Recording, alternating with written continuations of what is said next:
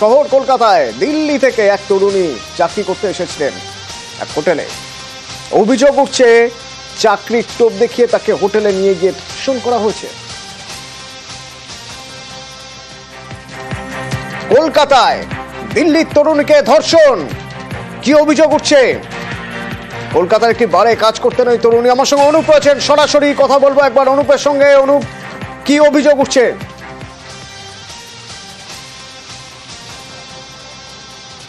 গতকাল এক 21 বছরের তরুণী তিনি কিন্তু ভবানীপুর থানায় একটি লিখিত অভিযোগ দায়ের করে। তিনি একেবারে একটি চাকরির জন্য গত 7 তারিখে একটি হোটেল ভবানীপুরে, সেই হোটেলে কিন্তু তিনি এসেছিলেন এবং যখন এক ব্যক্তি অর্থাৎ কীর্তি কুমার মেহতা তার সঙ্গে যখন দেখা করেন সেই সময় কিন্তু তাকে হোটেলের মধ্যে জোর করে ধর্ষণ করা হয় বলে এমনটা অভিযোগ।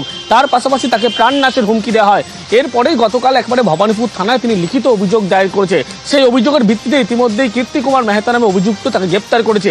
এই যে তরুণী অর্থাৎ 21 বছরের তরুণী, তাকে ধর্ষণের ঘটনা, তিনি দিল্লির আদতের বাসিন্দায়, কলকাতার একটি পানশালায় তিনি চাকরি করতেন, এমনটাই কিন্তু পুলিশকে তিনি জানিয়েছেন। এবং চাকরির জন্য তিনি যখন এই হোটেলে এসেছিলেন সেই হোটেলের রুমের মধ্যেই কিন্তু তাকে জোর করে ধর্ষণ করা হয়, এমনটা তিনি অভিযোগ করছেন। তার পাশাপাশি তাকে প্রাণনাশের হুমকি দেওয়া হয়েছে যদি কোনো জায়গা বাইরে কোথাও অভিযোগ বা বলেন সেক্ষেত্রে। ইতিমধ্যেই পুলিশের পক্ষ থেকে অভিযুক্তকে গ্রেপ্তার করার পরবর্তীতে আদালতে পেশ করা হয়েছে। পুলিশের পক্ষ থেকে গোটা যাবতীয় বিষয় যেমন খতিয়ে দেখা হচ্ছে। এই যে তরুণীর কথা বলা হয়েছে তিনি কিন্তু তাদের দিল্লির বাসিন্দা, তিনি কলকাতার একটি পানশালায় তিনি চাকরি করেন। পরবর্তীতে তিনি চাকরির জন্য কিন্তু এই ব্যক্তির সঙ্গে দীর্ঘদিন যোগাযোগ করছিলেন। তারপরেই হোটেলে আসার কথা বলে এবং হোটেলে যখন আসে সেই সময় কিন্তু গোটাই ঘটনা ঘটে। তারপরেই গতকাল অভিযোগ দেয়। সেই অভিযোগের ভিত্তিতে কীর্তি কুমার মেহতার আগে ইতিমধ্যেই ভবানীপুর থানার পুলিশ তারা গ্রেপ্তার করেছে এবং আজকে আদালতে পেশ করা হচ্ছে পুলিশের পক্ষ থেকে। যাকে গ্রেপ্তার করা হয়েছে কীর্তি কুমার মেহতা সম্পর্কে আর কিছু জানা যাচ্ছে অনুপ?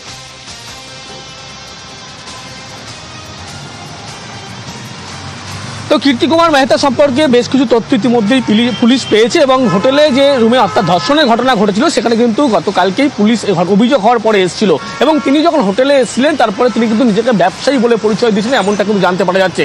ইতিমধ্যেই সেই ব্যক্তিকে গ্রেপ্তার করা হয়েছে কীর্তি কুমার মেহতা এবং তাকে গ্রেপ্তার করার পরে আজকে আদালতে পেশ করা হয়েছে।